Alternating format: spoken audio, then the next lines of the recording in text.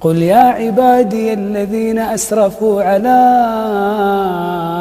أنفسهم لا تقنطوا من رحمة الله، لا تقنطوا من رحمة الله،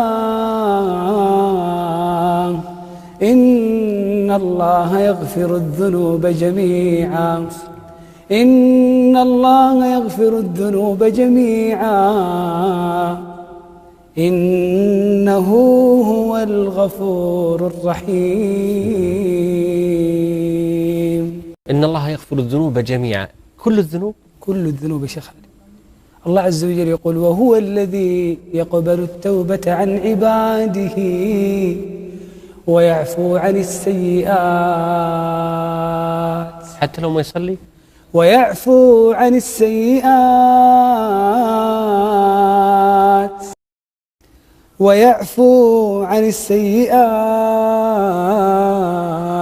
حتى لو كان غارق في الربا؟ ويعفو عن السيئات ويعلم ما تفعلون.